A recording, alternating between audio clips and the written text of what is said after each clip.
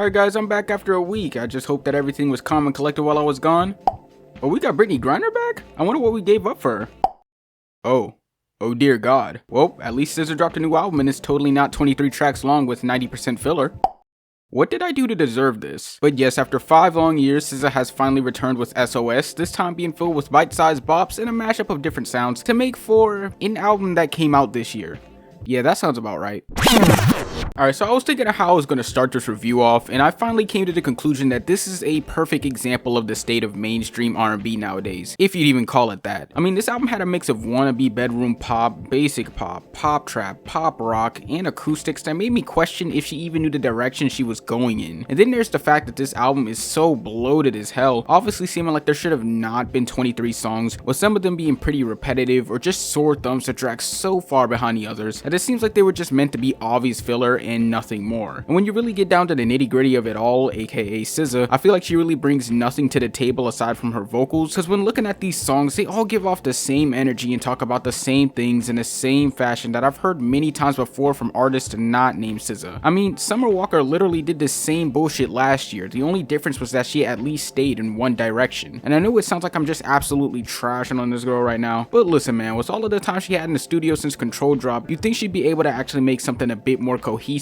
and doesn't just sound like some shitty playlist made for TikTok kids. I mean honestly, what are some of these songs? Like there were tracks such as F2F and Nobody Gets Me that genuinely felt like something out here on Disney Channel back in the early 2000s, and that's only a small glimpse into the view of SZA's downfall in quality in comparison to what she did back in 2017. But as for the production, as I kinda stated before, it's all over the place, taking little bits and pieces from different genres to try and make something that could be thrown into this disappointment of an album. I mean, don't get me wrong, there were some tracks with nice instrumentals such as Seek and Destroy and Used, but then you had tracks such as Low and Notice Me that utilized a basic mainstream pop trap sound that I couldn't really care for, especially after hearing Metro Boomin do it for 15 songs straight last week. And then going back to the songs F2F, Nobody Gets Me, and Even Special, they all seem to definitely stand out on this project in every way imaginable, and I don't mean that in a good way. Like, I genuinely don't know what SZA was thinking adding in these wannabe, sad sap, Hannah Montana ass songs in here, and just thinking that this was gonna slide. I mean, I get wanting to try something new, but if you're gonna branch out, you also have to have this thing called execution, and I feel like SZA was definitely missing the latter. And then there were the tracks Smoking on My X-Pac that felt like a cheap imitation of Pound Cake by Drake, especially since SZA isn't really the best rapper in my opinion, and we're giving these more boom bap beats to try and give things a more grittier feel to it, but just seems to honestly bore me and confuse me a bit since, once again, it sticks out like a sore thumb on a project in which 90% of it sticks out like, well,